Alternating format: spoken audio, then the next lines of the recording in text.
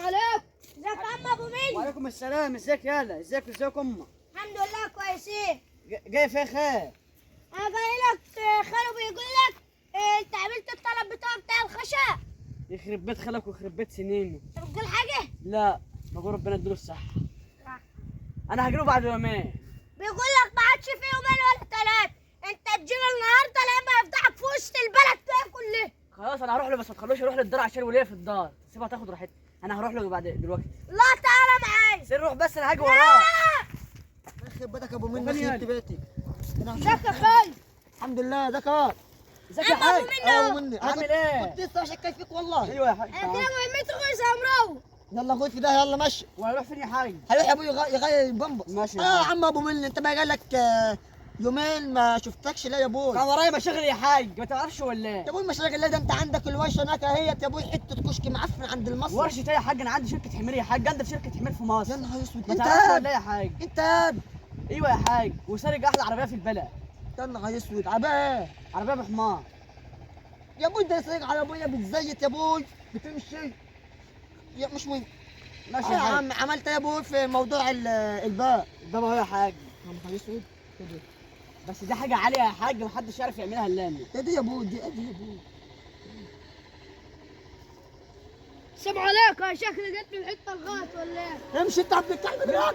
هو جيت انا ليه يا حاج؟ روح غير. انت بتقول ايه؟ بص حاجه فاخر. يا ابوي اسكت، ريحه البمبس طلعت. ايه دي يا ابوي؟ اهو يا حاج الكراع اللي انت كنت جاي لي عليها يا حاج. يا ابوي انا جاي لك على الباب يا ابوي، فين الباب؟ ما هو دي يا حاج الباب.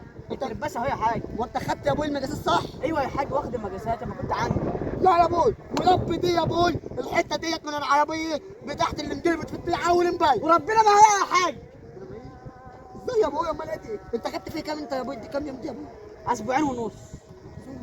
استنى تطلع يجري بدل ما يحلم. انت او اسبوعين وربع كده يا حاج. عارف يا حاج مكلفني كام؟ ايوه. كام يا حاج؟ 700 جنيه يا حاج. انت مديله 350 جنيه. ورب لا خليها عليك.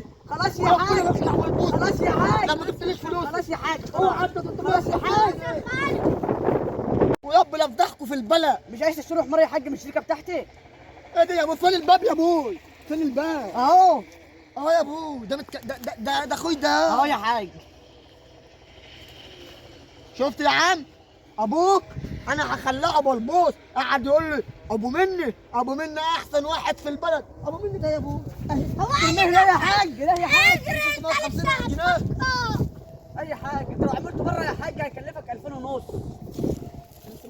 خلاص يا حاج بالله ما تخلع يا حاج. فتحت لك خلاص البلد يا حاج. يا ابوي. الباب ده كنت هعمله للحمير.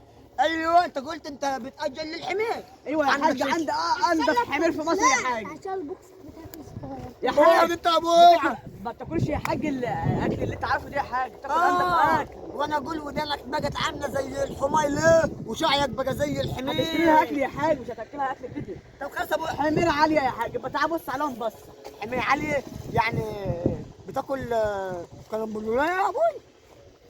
وعندي ارانب يا حاج لو عايز. ودانها عامله كده. كده ليه حماد جدك كده؟ او جدك كان بيمشي ياد حافي في البلد يالا. انت مش كنت بتطيطي على العباسيه امبارح وانا مطلعك من ياد؟ لا يا عاج. تعالى بقى انا وربي لا خلعك الكلسون. خلاص يا حاج. تعالى. هتشتري حمار يا حاج من حد من الشركه بتاعتي؟ عندي انضف حمير في مصر يا حاج، ما حدش عارف يفتح الشركه اللي انا فيها. يا الشيك ده انت ريحتكم معفنه طلعت يد من كنت انتوا قاعدين عند. عارف الحمار بكام يا حاج؟ ايوه. اقل حمار يا حاج يخش له في 20,000 دولار. احي. طب انا عندي حل يا ابوي. قول يا حاج. تاخد ال 300 جنيه انت جبت لي بيهم البتاع وقسط لك الباقي.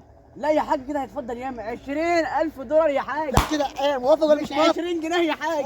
ايوه فلوس. تعالى تعالى. تعالى